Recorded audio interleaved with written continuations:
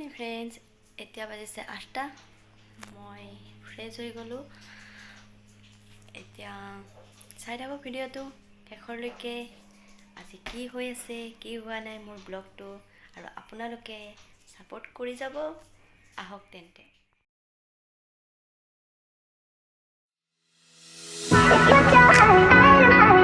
Good morning বন্ধুসকল, আজি আমি ব্লগটো আৰম্ভ কৰিছোঁ আকৌ।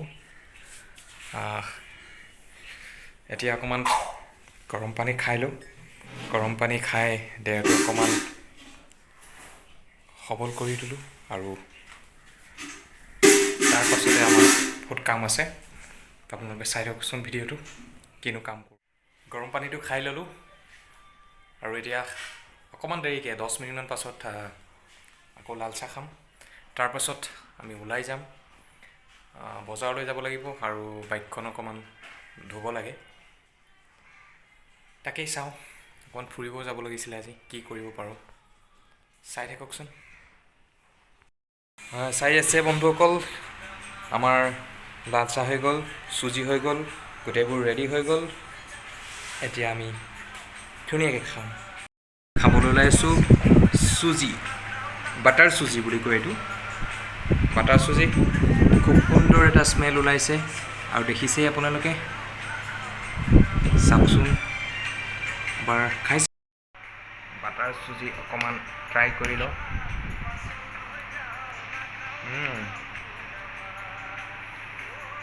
খুব সুন্দৰ টেষ্ট হৈছে। আপোনালোকে বনাওক বাটাৰ চুজি এনেকৈ।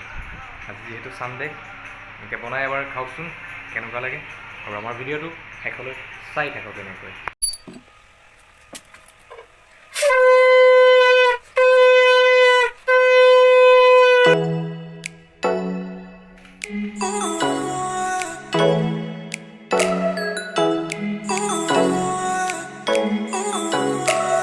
বাইক আনিব গৈছিলে, আৰু বাইক ধোৱাৰ দিনাখনে সদায় বৰষুণ দিয়ে। আৰু এই চাওক, গাড়ীখন ইমান ধুনীয়া চিকচিকীয়া কৰিছিলে। আজি বেচেৰাৰ অৱস্থা চাওক, আৰু বৰষুণ, এই বোকাবিলাক লাগিব। আৰু যিদিনাখনে বাইক ধুৱে, তেওঁৰ বাইক সদায় এই কণ্ডিশ্যন।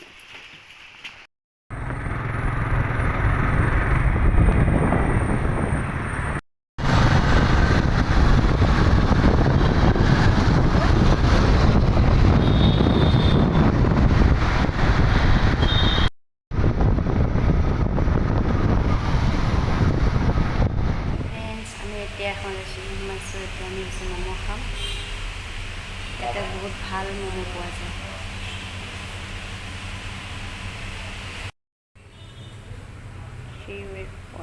বজাৰৰ পৰা আহি পালোঁ।